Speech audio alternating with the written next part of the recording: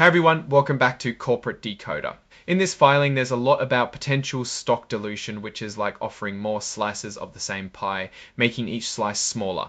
Let's dig into what Hecla Mining Company is up to. This document is Hecla Mining Company's proxy statement, which means it's information for shareholders about the decisions they'll be voting on at the annual meeting.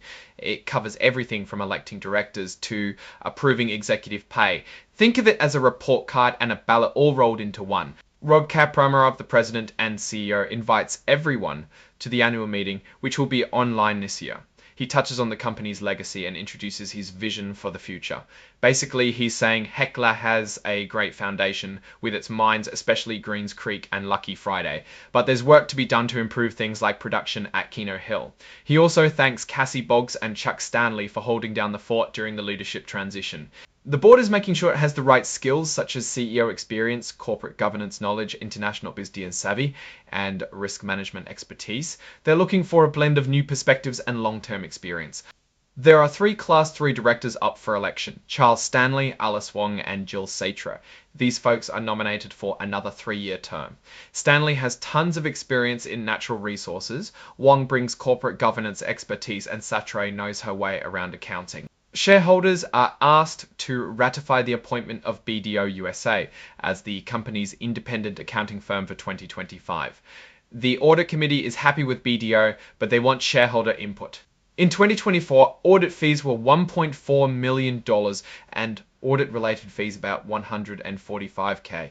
It's worth noting that a company needs external neutral auditors to verify their numbers are what they say they are. Here's where shareholders get to give a thumbs up or thumbs down to the compensation of top executives. It's non-binding, but the board listens.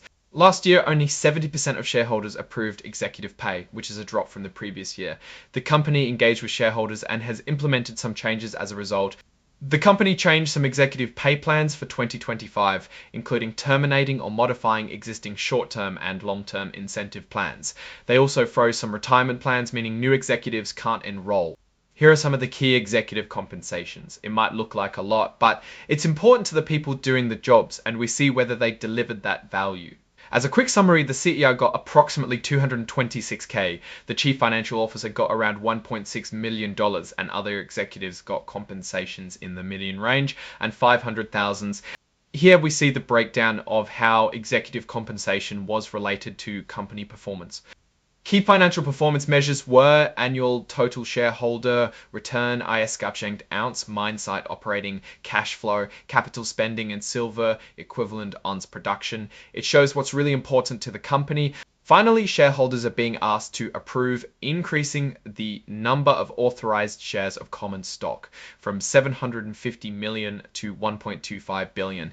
This doesn't change the stock value immediately, but it gives the company more flexibility for things like acquisitions or raising capital. No fee was required for this filing, so that is a big win for Hecla. Now, let's step back and look at the big picture. Hecla seems to be navigating a complex environment with some challenges in production and leadership transitions. Their response to shareholder concerns about executive compensation is a good sign, showing they are listening to their investors.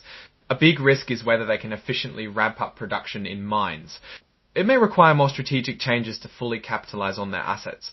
Overall, Hecla is in a pivotal moment, and its ability to adapt and execute will determine its long-term success.